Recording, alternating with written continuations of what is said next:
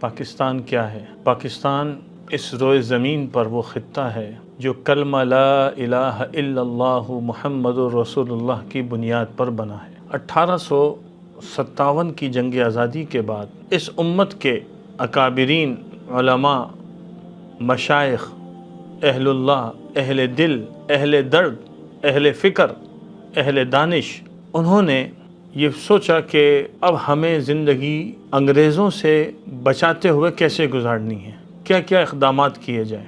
سلطنت مغلیہ کا زوال سامنے ہے اور خلافت عثمانیہ اپنے انتہا کو پہنچ رہی ہے۔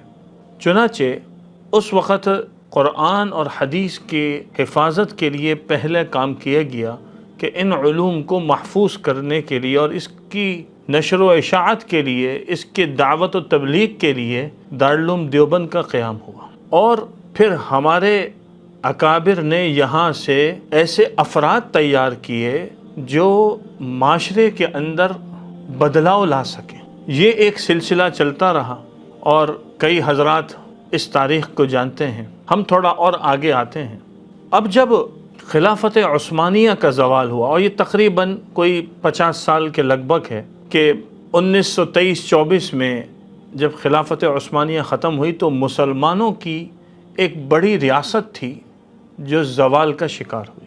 حضرت مولانا عبد الماجد دریابادی رحمۃ اللہ علیہ نے یہ بات ذکر کی ہے کہ 1928 میں جب میرا تھانہ بھون جانا ہوا تو میرے کان میں یہ آوازیں پڑی تھیں کہ مسلمانوں کے لیے ایک الگ سے خطہ ہونا چاہیے۔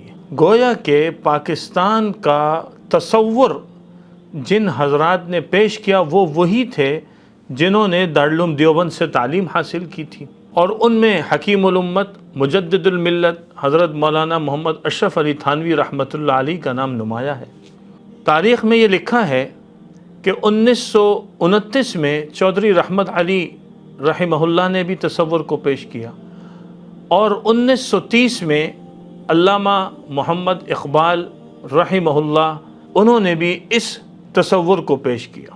اب یہ تصور آگے چلنا شروع ہوا۔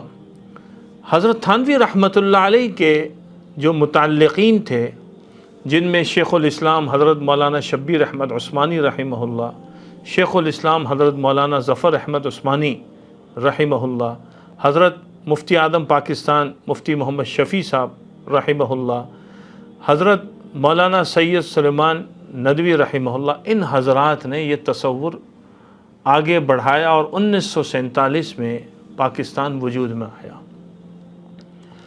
اب یہ آزادی مل گئی، ایک وطن قائم ہو گیا، لیکن کیا ہم نے سوچا کہ یہ وطن جو ہمیں ملا ہے اس کے تقاضے کیا ہیں؟ 4 چیزوں پر ہم آ جائیں تو ہم اس وطن کے ساتھ بہت آگے مزید بڑھ سکتے ہیں۔ نمبر 1، شکر کی کیفیت چاہیے۔ آزادی صرف آزادی نہیں ہے، شکر ہے۔ ہم چونکہ غلام پیدا نہیں ہوئے تو ہمیں یہ پتہ نہیں کہ غلامی کس کو کہتے ہیں۔ آزادی کی قدر و قیمت ان کو پتہ چلتی ہے جو غلامی سے نکل کے آتے ہیں۔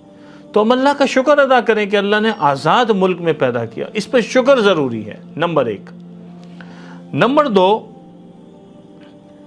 کہ پاکستان کو جن مقاصد کے لیے بنایا تھا، اور جیسا کہ عرض کیا کہ لا الہ الا اللہ محمد الرسول اللہ کی بنیاد تھی، یہ اس وطن کی بنیاد کا مطلب یہ نہیں ہے کہ یہ ایک تحریر کی صورت میں لکھ دیا جائے۔ ہر انسان، ہر پاکستانی کی زندگی میں اس کا عکس نظر آنا چاہیے۔ یہ احساس ہونا چاہیے کہ جس ملک میں میں رہ رہا ہوں اس ملک کی بنیاد اس کلمے پر رکھی گئی ہے۔ یہ احساس کمزور ہوتا چلا گیا۔ تیسرا جو ایک بہت بڑا مسئلہ ہے وہ یہ ہے کہ اس ملک کے اندر رہتے ہوئے یہاں پر بہت سارے لوگوں نے مختلف طرح سے قربانیاں دیں اور دے بھی رہے ہیں۔ ان قربانیوں کی قدر کریں اور ساتھ میں اپنے آپ کو ایسا بنائیں کہ جس سے ہمارا ملک، ہمارا وطن ترقی کی طرف بڑھے۔ یہ بہت ضروری ہے۔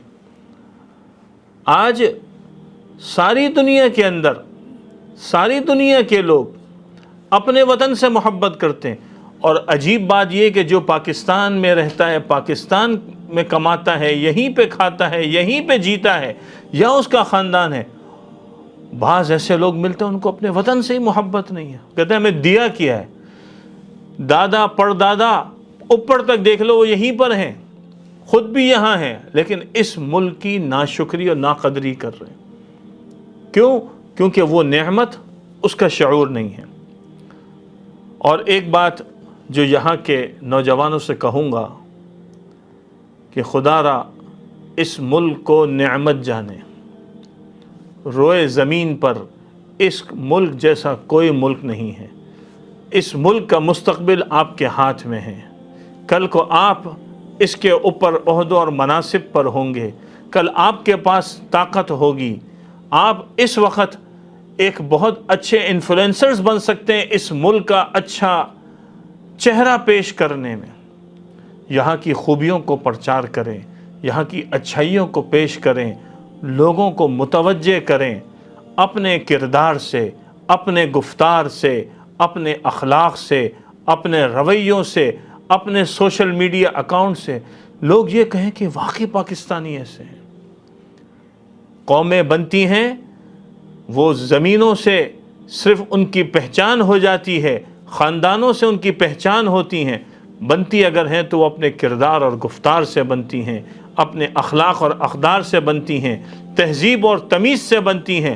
اس کی ہمارے لیے سب سے بنیادی فکر کرنے کی ضرورت ہے، اور یہی اس 14 اگست پر پیغام ہے۔ ہم اس پیغام پر آ جائیں، ان چیزوں کو اپنا لیں، انشاءاللہ ہمارا ملک جہاں آج موجود ہے اس سے آگے ہوگا۔ انشاءاللہ سب تیار ہو جائیں اور اس کے لیے ابھی سے عزم کر لیں۔ جو ہوا کسی کے ساتھ ہوا، اس کو اللہ کے لیے معاف کریں، اللہ نے جنت بھی رکھی ہے، جنت عطا ہوگی انشاءاللہ۔ سوشل میڈیا پر سب سے قدیم اور سب سے ریلائبل برانڈ درسقرآن.com